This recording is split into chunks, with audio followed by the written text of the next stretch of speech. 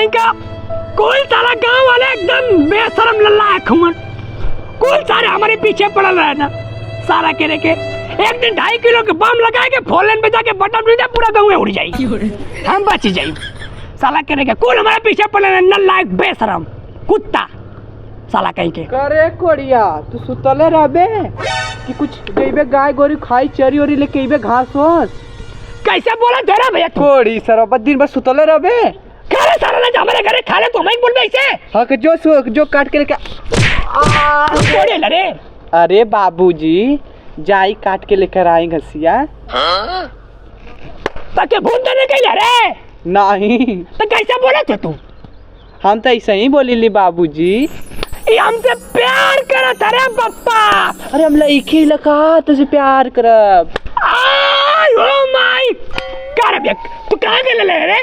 कहीं ना बाबा हम घर में रहे तू देखली तू सुत्ता लला बाबूजी तो हम कहली कि दौड़िया देले आई घसिया कैले आवे तो तू ना कैले है? नहीं तू जा तो तू घूमबे हम जाई घास करी। नहीं अइला दौड़ी तो जाके क्या हुआ था घास हटा हट। अरे बाबा ला अब तू सुतले रहबे आ जो घास का क्या हम के ररियावा रे पप्पा। अरे पप्पा हम के ररियावा था। जा जा बाबू हम के ररियावा रे हम के जो रे जो कोड़िया जो कर क्या हम के रे बे खुरपिया रे। अरे बाबा हे दे हटा हट नहीं बाबू नल्ला बेशरम कुत्ता तेरी के तू घूमबे नहीं जा हम घरवा काम है। हां जो आटा रोटी बने ले हाँ। आटा दे ले लम ओकर घर पिसा बदे वाला नवा में जाके ले ले ठीक हला खाना बना लेके। हां ले बाबूजी दौरी लेके जाए। नल्ला बेशरम कुत्ता हरामी चल रे चल। और राजा पूरा घसिया चाप के करे के गैया के खिया के पूरा दूधवा बेच के चाप के पैसा लगे के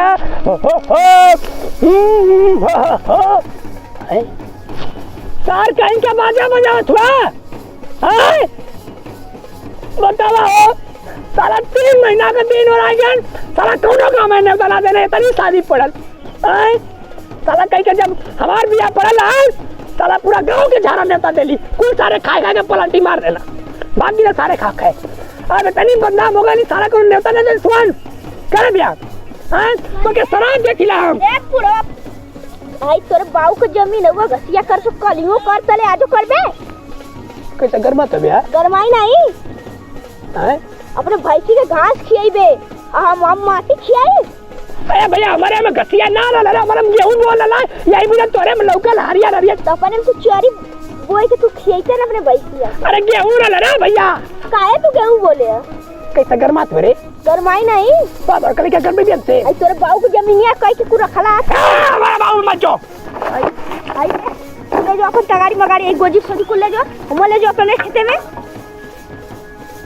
कैसे ठकले रे अब भाई हमारे में से घसियो करे कलरो दरबे कैसे ठकले रे काहे ना फेंकी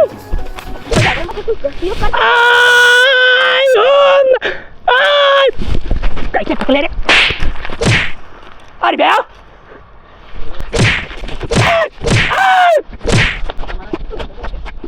हमारे में से एक अरे भाई रे माई क्या मुआ क्या मुआ ले ले जानवर है माई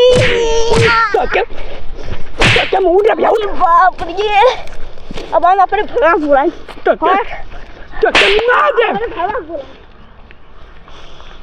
अब तो क्या मुआ दे तार कहीं का बतावा का हो बाबा तिलक धरिया के समान मार पीट कइले रहला हमार वजह से देखत नहीं मार हल्ला आवत रहल।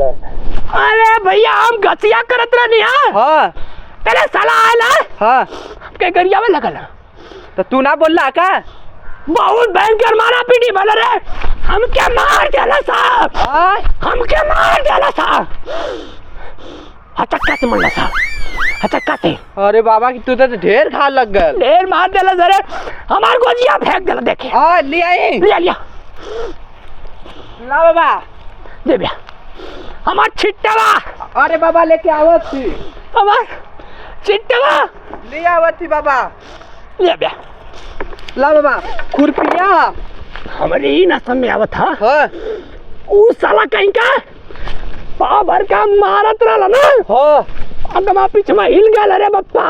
अरे बाबा उस साला का पाव भर का हाथ रहे इतना जोर कैसे मारता रे? ना मालूम बाबा, तोरा बुढ़ौती में तू तो मारना पहले हो बा। नहीं रे, हम बुढ़वा तो सारे मरवाई बाबा से जाके कह के बम्मा से के सारे कुड़वा देब, सारे बंदूक एकदम नीचा से खूने खून हो जाए पूरा एकदम। आज सारे के मरवाई बा एकदम सारे के जाए कहीं हाली से। बाबा अरे साला कहीं काम घास करता नहीं रे भैया। देखा बाबा, तिलक धरिया गोलू के लेके आवत था। ए बिया ये लो भैया हमार काहे मरले रे? मल्ला से हैं? हमला मान लिया। काहे मरले? ए भैया यही का गलती रहला। एकर का गलती रहल? हैं? हां भाईले हमरे के ओम तक झुरा गेल हमार खेत। यहाँ घास रहला भैया तोरे खेत में। ताम गसिया कहले तले उलाट के चाप के मरला हमके। चाप के मरला सा? हां हां? काहे मरले? आय मारी सरवा चक्का सरे बुद्धि से काम। काहे मरले तू बोल? ए भी हमला मान लिया। हां? ए भी हमार लकड़ी में गिरा दे तू। बोला तू छोड़ बे। तू बूढ़ भइले, तू ओके मरले है? हमला मान लिया। तू के सरौ नहीं सरौ तो के बतावत है। अरे बाबा ना सरौ सारे नहीं तो चल सारे फेंक दूं। ए बाबा मर भी बाबा, तू अपन मैटर समझा, हमें ना मरा है कि हम जात हई। सरौ तो आराम धोती खोल दे सारे नहीं तो मरबे बोल। नहीं हाँ? ना मारा कहियो ना मारा। ये भी तरफ कोई पड़ती मारी तो बताए जो छोड़ दे ली जगह जा पूरी खाई सब तो क्या ना मारा तो क्या मारा तो क्या गोली तो मारा। धर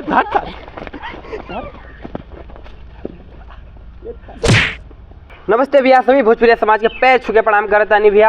आज देखबे कहीं नहीं है कि चुन्नी बाबा गई ना घास करे तो कितना मार झगड़ा हो गई। आप लोग के ऐसा ना करे के चाहिए। जेकरे खेत में घास करता नहीं वही से टेरिया जात बाड़े भैया, लेकिन ऐसा ना करे के चाहिए भैया। लोगन आप देखबा कहने की चुन्नी बाबा गरमा गिना और हमार भैया भी गरमा गिना, हम गरमा गिन, लेकिन हम भैया कम गरमैली है। लेकिन जैसे हम तो लोग के भैया लोगन खुश करत है, ऐसे ही हम के खुश करा, सबके खुश करा और लाइक भी करा और सब्सक्राइब भी करा। हमार का नाम रहा तिलकधारी, जैसे हमार तिलक हमें जैसे लगी वैसे ही तो लोग के सब्सक्राइब भी करे के और लाइक भी करे के। बाय बाय, अगली वीडियो में मिलेंगे।